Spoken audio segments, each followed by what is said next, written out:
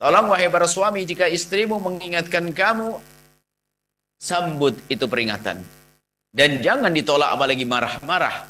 Kalau kita marah dengan istri yang berani mengingatkan kita, ketahuilah esok hari kalau kita salah dia tidak akan mengingatkan lagi, maka diam-diam kita semakin jauh dan terperosok dalam kehinaan. Begitu juga seorang istri kalau diingatkan suaminya cemberut, tidak ada senyum, tidak berbicara 3 hari 4 hari, ketahuilah ini adalah kesombongan di balik cemberut seorang wanita.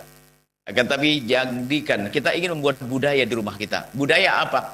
Menerima kebenaran agar kita tidak sombong.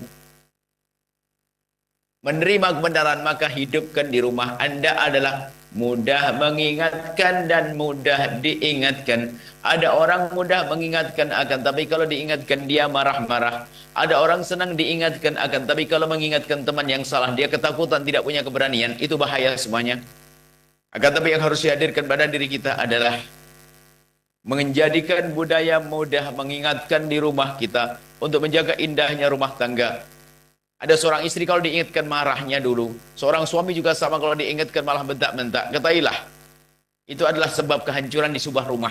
Di dalam keluarga, yang ada adalah saling mendengar, saling mengerti, saling memahami, saling memaafkan, saling berbakti, saling berkorban dalam kehidupan rumah tangga. Dan itu yang menjadikan hidup mereka indah. Nah, kesombongan yang ada pada suami, kesombongan pada istri itu akan berkembang. Kesombongan dengan apa yang datang kebenaran dari Allah. Sehingga lihat, sering meremehkan, tiba-tiba tidak senang dengan syariat. Dinasihati oleh siapapun keras hatinya, tidak bisa nerima. Sehingga dikatakan innama tanfa'ul ma'idatu man aqbal 'alaiha biqalbi. Sesungguhnya nasihat itu hanya akan berguna bagi siapa? Bagi orang yang menghadap kepada kita, kepada orang yang menasihatinya dengan hatinya.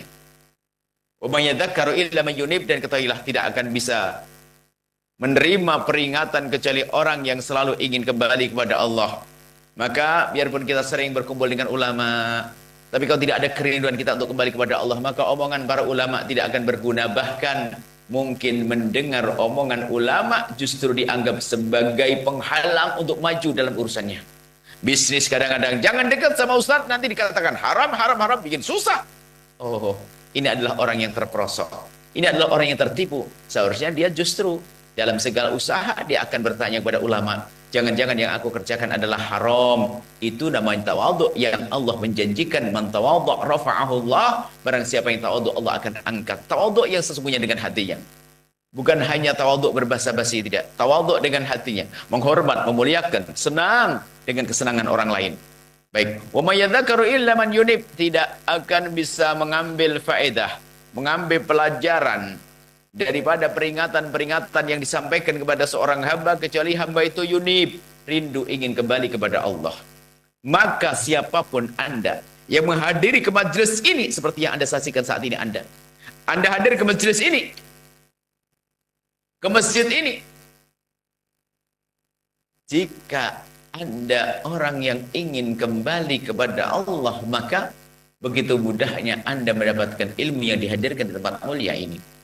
Akan tapi jika Anda termasuk datang ke tempat ini bukan ingin kembali kepada Allah, berarti Allah jauh dari dirinya. Bukan rindu pahala dari Allah, bukan rindu ridha Allah, bukan orang yang yunib kembali kepada Allah, maka ketahuilah kebaikan-kebaikan yang dilakukan, kebaikan yang dilakukan bukan karena Allah. Dia berbuat baik bukan karena ingin disanjung oleh Allah. Dia berbuat baik kelihatannya sujud, rukuk, ibadah, ternyata bukan karena Allah, hanya pengen dilihat oleh manusia. Sengsara orang semacam ini. Lah ini orang seperti mati mayat, dinasihati gak berguna. Sehingga kalaupun ada nasihat hanya direkam di otaknya untuk nasihat orang. Oh ini, awas kelas ustadz ini. Kayak kalau ustadz belajar ke tempat lain bukan untuk dirinya. Rupanya hanya berpikir untuk cari materi ceramah esok hari. Sehingga yang dinasihati orang, dia nggak pernah mendapatkan nasihat dari dirinya sendiri. Karena dia tidak merasa perlu dinasihati. Ini bahayanya seorang ustadz juga. Nah, ini adalah kesombongan yang tersembunyi dalam dirinya. Bukan seorang yunib. Adapun orang yang kembali kepada Allah, memang ingin kembali kepada Allah, sehingga di saat melakukan kesalahan mudah diingatkan. Yunib. Dan dia orang yang hidup hatinya